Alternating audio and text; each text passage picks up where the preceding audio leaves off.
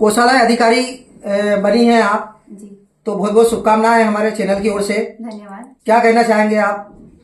अत्यंत ही खुशी हो रही है मुझे। एक इतने वर्षों के संघर्ष के बाद एक अधिकारी के रूप में आज चयन हुआ है मेरा, द्वितीय श्रेणी राजपत्रित अधिकारी के रूप में। तो ये मेरे परिवार के लिए भी, मेरे परिवारजनों के लिए, मित्रगणों के लिए तथा समस्त हमारे ग्रामवासियों के लिए एक हर्ष का विषय है। और जितनी भी यहाँ की लड़कियां हैं इंस्पायर होंगी। सभी को मैं ये संदेश देना चाहूँगी कि हार मत मानिएगा, कोशिश करते रहिए, आज नहीं तो कल सफलता अवश्य मिलती है। मैंने अपने संघर्ष को जारी रखा, कभी हार नहीं मानी, असफलताओं से हमेशा सीखा ही है। इंटरव्यू तक पहले भी पहुंची हूँ, लेकिन उससे मैंने सीखा और आगे बढ़ते रही। और आज आपके समक्ष में एक अधिकारी के रूप में आसीन हूँ। तो इसके लिए मैं सबकी दुआओं का धन्यवाद देना चाहूँगी। आप सबका आशीर्वाद और दुआएं रही जो आज मैं इस पद पर हूँ। अच्छा, आपने एमपीएससी की तैयारी कैसे करी, थोड़ा कुछ बताएंगे? एमपीपीएससी की तैयारी मैंने 2018-19 से ग्रेजुएशन के पश्चात ही प्रारंभ कर दी थी। मैंने बीएड किया, उसी के साथ में इसकी तैयारी प्रारंभ कर दी थी। तो 2020 में मेरा प्रथम साक्षात्कार तक भी पहुंची थी। मैंने प्रथम साक्षात्कार दिया था, किंतु उसमें मेरा अंतिम चयन नहीं हो पाया। फिर 2021 में मैंने परीक्षा दी, लेकिन उसमें नहीं हो पाया। 2022 में फिर मैंने प्रीलिम्स मेंस क्वालिफाई किया, इंटरव्यू दिया और आज अंतिम सफलता प्राप्त हुई है उसमें मुझे। और 2023 का भी मेरा इंटरव्यू कॉल है और 2024 का भी मेंस दिया है, जिसका रिजल्ट आना बाकी है। अभी 2 और संभावनाएं हैं मेरे पास। और इसमें वेटिंग लिस्ट में मेरा डीसी वेटिंग है, फर्स्ट वेटिंग। और ट्रेजरी ऑफिसर जो मेरी सेकंड प्रेफरेंस थी, उसमें मेरा चयन हुआ है। अच्छा, आपकी जो प्रारंभिक शिक्षा कहाँ से शुरुआत हुई है? मेरी प्रारंभिक शिक्षा खालवा ब्लॉक के ही एक छोटे से ग्राम देवली कला से प्रारंभ हुई है। मैंने 8वीं तक की पढ़ाई वहाँ से की। तत्पश्चात मैंने मॉडल हाई स्कूल खालवा से अपनी 12वीं तक की पढ़ाई की। तत्पश्चात मैंने होलकर साइंस कॉलेज से अपना ग्रेजुएशन कंप्लीट किया और उसके पश्चात मैंने बीएड किया था इंदौर से ही, और साथ में तैयारी प्रारंभ कर दी थी। तो वहाँ एमपीपीएससी में भी मेरी तैयारी साथ में चलती थी और साथ में ये प्राइमरी टीचर के रूप में मेरा चयन हुआ था 2023 में। वर्तमान में मैं एक शिक्षक के पद पे हूँ, प्राइमरी टीचर के पद पे, और साथ ही तैयारी जारी रखी और इस पद पे भी चयन हुआ है।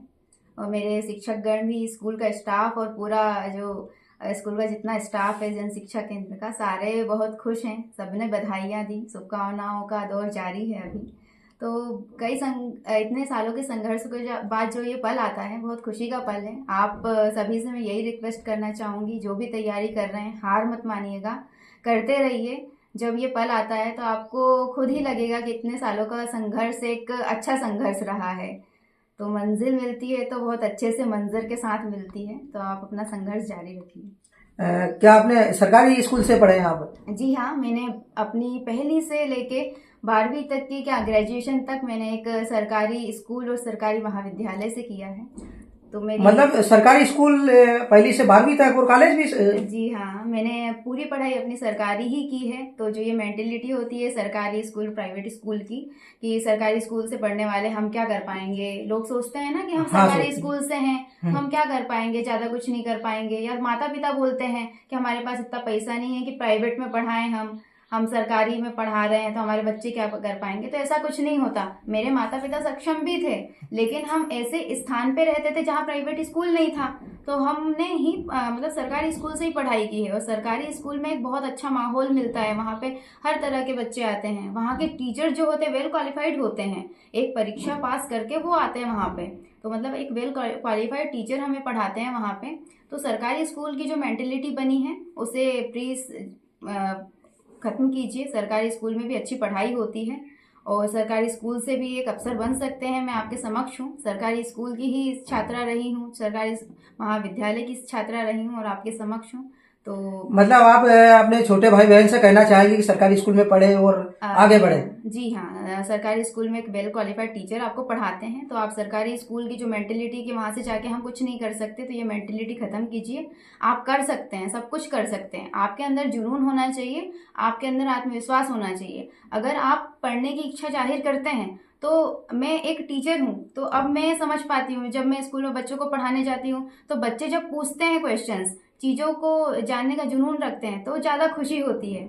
और मैं तो एक कोरकू बाहुल्य क्षेत्र में हूँ, तो मुझे तो बच्चों पहली से 5वीं तक के बच्चों को पढ़ाना होता है, तो कोरकू भाषा भी आती है। बिल्कुल कोरकू जी, मतलब भाषा में जनजाति भाषा भी आपको आती जी है? हाँ, मैंने अरे क्या बात है, जनजातीय बहुत भाषा बढ़िया। में, और मैंने ये जनजातीय भाषा बचपन में ही सीख ली थी जब मैं अच्छा। देवली में रहती थी। जी जी तो जी। इसी का परिणाम ये हुआ था कि इंटरव्यू में जब मेरे से क्वेश्चन पूछे थे कि हाँ। आप कहाँ पढ़ाती हैं, हम्म। कैसे पढ़ाती हैं, अच्छा। तो मैंने बताया कि सर मैं कोरकू जनजाति बाहुल्य क्षेत्र में हूँ, 95% बच्चे वहाँ पे कोरकू जनजाति के हैं। अच्छा। तो उन्हें मैं उन्हीं की भाषा में संवाद करके पढ़ाती हूँ। जी जी तो जी। उन्होंने मुझे बुलवा लिया कि बोल के बताओ इसको कैसा बोलेंगे। हाँ, मैंने हाँ। बोल के बता दिया, अरे क्या तो बात है। उससे बहुत प्रसन्न हुए थे। और इसी के कारण शायद मुझे इंटरव्यू में बहुत अच्छे नंबर भी मिले हैं और मेरा इंटरव्यू बहुत अच्छा रहा था। मैं खुशी खुशी बाहर लौटी थी।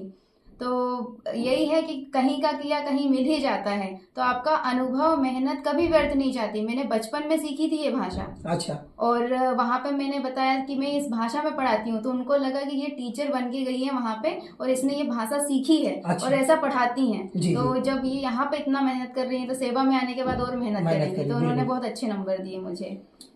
तो इसी के कारण चयन भी हुआ है, अच्छे पद पे चयन हुआ है। सभी अत्यंत खुश हैं। तो सबसे यही कहना चाहूँगी, मेहनत और दुआएं कभी व्यर्थ नहीं जाती है। आपको हर बार मिलता है, हर बार सीख मिलती है, अनुभव हमेशा मिलता है। तो अपने अनुभव से सीखें, आगे बढ़ें और कभी हार ना मानें। और जिनका नहीं हुआ सिलेक्शन, कुछ बच्चे ऐसे भी रह गए हैं जिनका नहीं हो पाया, साक्षात्कार तक पहुँच के भी नहीं हो पाया, तो उनके लिए सिर्फ यही मैसेज है कि आपकी काबिलियत में कोई कमी नहीं है, बस सर कुछ पदों की सीमितता है जिस वजह से आपका नहीं हो पाया। आज नहीं तो कल होगा, अवश्य होगा। अच्छा, इसका श्रेय किसे देना चाहेंगे आप? इस पद का श्रेय मैं सबसे पहले अपने ईश्वर को देना चाहूँगी, अपने माता पिता को देना चाहूँगी, अपने भाई को देना चाहूँगी, साथ ही साथ अपने गुरुजनों को देना चाहूँगी, अपने मित्रगणों को देना चाहूँगी। इन सभी ने बहुत सहयोग किया। मेरे स्कूल स्टाफ ने, हमारे एसी सर ने काफ़ी सहयोग किया है। तो इन सबका सहयोग रहा है, आशीर्वाद रहा है, मेरे बड़ों का आशीर्वाद रहा है जो मैं इस पद पे पहुंची हूँ आज। तो सभी ने कहीं ना कहीं प्रत्यक्ष और प्रत्यक्ष रूप से सहयोग दिया है कि मैं इस पद पर पहुंची हूँ। किसी ने प्रत्यक्षता, किसी ने अप्रत्यक्षता, लेकिन दिया है सहयोग। अच्छा, ये एमपीएससी की तैयारी कैसे करते हैं ये? एमपीपीएससी की तैयारी के 3 चरण होते हैं। सबसे पहले प्रीलिम्स एग्जाम होती है जिसमें हम ग्रेजुएशन के पश्चात 21 वर्ष की आयु के पश्चात फॉर्म भर सकते हैं। तो प्रीलिम्स एग्ज़ाम होती है, उसके पश्चात मेंस की एग्ज़ाम होती है। तो जब प्रीलिम्स में क्वालिफाई कर जाते हैं तो उनका मेंस होता है। तो लगभग प्रीलिम्स में क्वालिफाई 20 गुना बच्चे जो भी पद निकाले जाते हैं उसके 20 गुना बच्चों का चयन मेंस के लिए होता है। तो मेंस देने के पश्चात मेंस में 6 विषय होते हैं, 6 पेपर होते हैं, पहले से 6 पेपर होते हैं उसमें।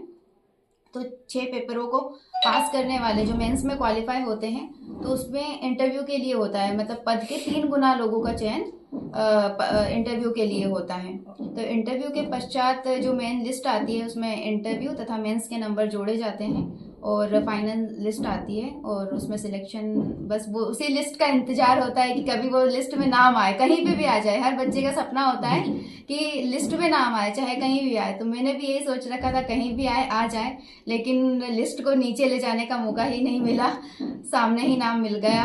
और डीसी वेटिंग में भी मिला तो उससे भी बहुत खुशी हुई कि पहले प्रयास में, मतलब इतने ही कम में, मतलब काफ़ी लोग होते हैं कि लंबा संघर्ष करते हैं और हमें 2022 में मिल गया है। डीसी वेटिंग के रूप में भी बहुत अच्छी बात है। जो सेकंड प्रेफरेंस भरी थी उसमें मिल गया, बहुत अच्छी बात है, बहुत खुशी हुई। ये भी बहुत अच्छा पद है। सभी बहुत ही गौरवान्वित हैं, गर्व महसूस कर रहे हैं। खालवा वासी भी बहुत गर्व महसूस कर रहे हैं। मेरे टीचर्स भी जिन्होंने मुझे 9th में पढ़ाया, पिंकी दीदी, राजेश तिवारी सर, वो भी अत्यंत ही गर्व महसूस कर रहे हैं। टर्निंग पॉइंट रहे हैं वो मेरे जीवन का। सभी बहुत खुश हैं। अच्छा, आपका जो 10वीं में कितने आपके परसेंटेज बने थे? जी, मेरे 10वीं में 89.16% बने थे, जिसमें मेरा चयन नेतृत्व विकास शिविर में भी हुआ था। वहाँ पे मुझे भोपाल, मध्य प्रदेश सरकार द्वारा भोपाल ले जाया गया था 7 दिवस के लिए। वहाँ पे श्यामला हिल्स में हमें रुकवाया था, साथ ही राज्यपाल महोदय से और माननीय मुख्यमंत्री महोदय और विधानसभा भवन और विंध्याचल भवन, जो सारे प्रशासनिक भवन हैं वो घुमाए गए थे और आसपास के प्राकृतिक स्थलों का भ्रमण कराया गया था। साथ ही सांची स्तूप और पुरातात्विक स्थल हैं जो, तो उनका भ्रमण कराया गया था। 7 दिवस के पश्चात फिर हमें यहाँ पे अब वापस भेजा गया। और बताइए।